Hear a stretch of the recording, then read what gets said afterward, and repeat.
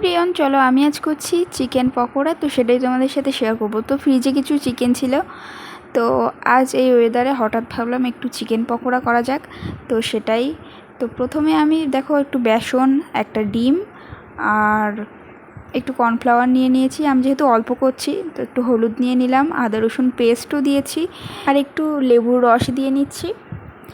তো তারপর একে একে জিরের গুঁড়ো দিলাম একটু, তারপর এই যে একটু মিট মশলা, একটু লাল লঙ্কার গুঁড়ো। তো দেখো সঙ্গে একটু সয়া সসও দিয়ে নিলাম। তো পরপর আমি এটাকে ভালো করে এবার মেখে নেব।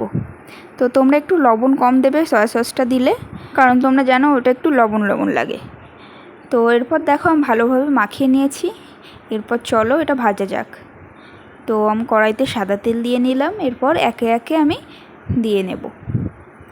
তো এই ওয়েদারে কিন্তু একটু এইসব খেতে বেশ ভালোই লাগে। তো কমেন্টে জানিও কেমন করছি। তো পরপর দেখো এক এক করে দিয়ে নিচ্ছি, আমার একবারে সবটাই দেব না। তো দেখো উল্টে পাল্টে আমি কিন্তু সবটা ভেজে নেব লাল লাল করে। তো তোমরা যে যেমন ঝাল খেতে চাও সেইভাবে দেবে, আমি পরিমাণ মতো দিয়েছি। তো এরপর চলো এর সাথে যে সসটা খাবো সেটাই রেডি করি। সস মানে যে চাটনিটা। তো আমি একটু লেবু চিপে নিচ্ছি, সঙ্গে একটু ওই সস দেব, টমেটো সস, আর একটু পেঁয়াজ কুচি করে রেখেছিলাম সেটাই দিয়ে নিচ্ছি।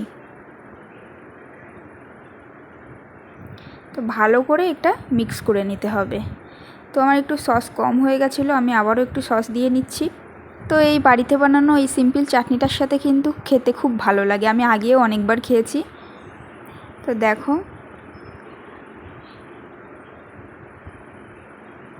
তোমরা এতে কেউ কেউ চাইলে পুদিনা পাতাও দিতে পারো, কেউ কেউ ধনে পাতা মিক্স করেও দিতে পারো। তো চলো এগুলো আমি এক এক করে এবার তুলে নিই। তো এরপরেও কিন্তু আমার আর এক পার্ট ভাজা বাকি। তো তোমরা কে কে চিকেন পকোড়া খেতে ভালোবাসো অবশ্যই কমেন্টে জানিও। আমার কিন্তু খুব ভালো লাগে, চিকেনের সব আইটেমগুলোই আমি খুব পছন্দ করি। তো এবার সব তুলে নিচ্ছি এক এক করে। এরপর কিন্তু আমার আর একবার দেওয়া বাকি। তো লাস্টে আমি ডেকোরেশন করব। এরপর দেখো আর এক পার্ট দিয়ে নিচ্ছি সব এক এক করে। আমার তো করতে করতে এক একটা খাওয়া হয়ে যাচ্ছিল।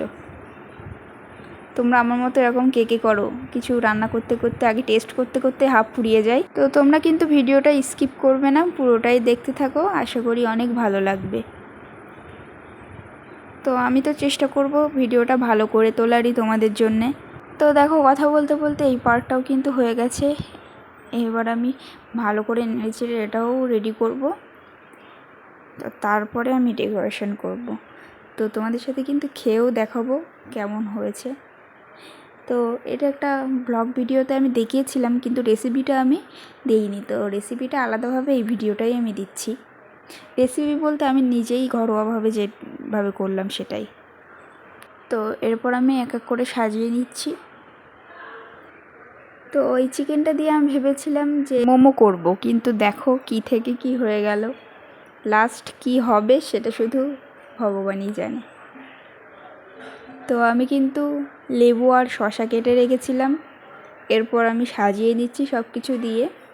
তো লেবুটা কিন্তু লাগবেই, মানে টকটক ফ্লেভারটা আনতে ভালোই লাগে বেশ। তো চলো এবার খেয়ে দেখি কেমন হয়েছে। তো দেখো আমি ফুল ব্লগটাই বলেছিলাম যে প্রথম বাইটেই আমি বুঝতে পেরেছি যে না আমি ভালো রান্না করতে পারি। তো দেখো আমার কিন্তু বেশ ভালোই লাগছিল। তো চলো আজকের ভিডিওটা এই পর্যন্তই। ভালো লাগলে অবশ্যই লাইক কমেন্ট শেয়ার করে দিও। তো চ্যানেলটিকে সাবস্ক্রাইব করে দিও। তো টাটা।